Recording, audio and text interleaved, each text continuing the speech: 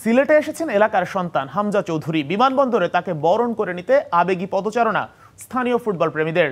হামজা এর আগেও এসেছেন সিলেটে, তবে এবারের আগমন ভিন্ন মাত্রা যোগ করেছে সিলেটবাসীর কাছে। দেশের ফুটবলের হয়ে তার হাত ধরে নবজাগরণের পথে এগোবে এমন প্রত্যাশা সকলের। সিলেট থেকে আরো জানাচ্ছেন সহকর্মী প্রত্যুষ তালুকদার। 5 বন্ধু এসেছেন সুনামগঞ্জ থেকে। পরনে হামজা লেখা একই রঙের জার্সি। লক্ষ্য তাদের জাতীয় ফুটবল দলের নতুন তারকা হামজা চৌধুরীকে এক নজর দেখা। একইভাবে শতাধিক কিশোর ফুটবলার জড়ো হয়েছেন বিমানবন্দরের ভিআইপি গেটের প্রাঙ্গণে। হাতে বিশাল আকার ব্যানার, তাতে হামজাকে স্বাগত জানিয়ে নানা শুভেচ্ছা বার্তা লেখা।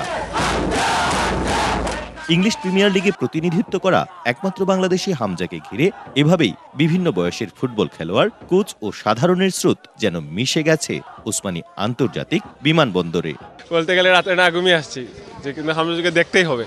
হামজা চৌধুরী বাংলাদেশে আসছে, এট দ্য ফার্স্ট টাইম সিলেটের মাটিতে পা ফেলছেন, এটাই আমাদের জন্য অনেক কিছু। হামজা চৌধুরীর মতো একটা প্লেয়ার যে এফএ কাপ জয়ী, সে প্রিমিয়ার লিগে খেলে, সে বাংলাদেশের হয়ে খেলতেছে, এটা থেকে যে অন্যান্য যে বাংলাদেশি বংশোদ্ভূত প্লেয়ার বিদেশি আছে তারাও খেলতে আগ্রহী হবে।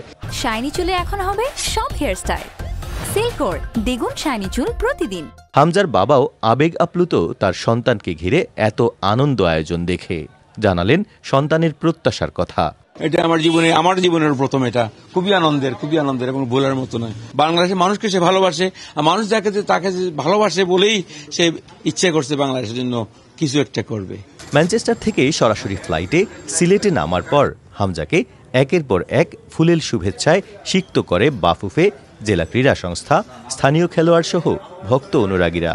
তারা সবাই যেভাবে আন্তরিকভাবে গ্রহণ করছে, এই আন্তরিকতা যদি আমরা ইন্ডিয়াতে খেলে রেজাল্টটা নিয়ে আসতে পারি, আশা করি এটা আরো ভালো হবে, আরো ভালো কিছু আসবে ফুটবলের জন্য।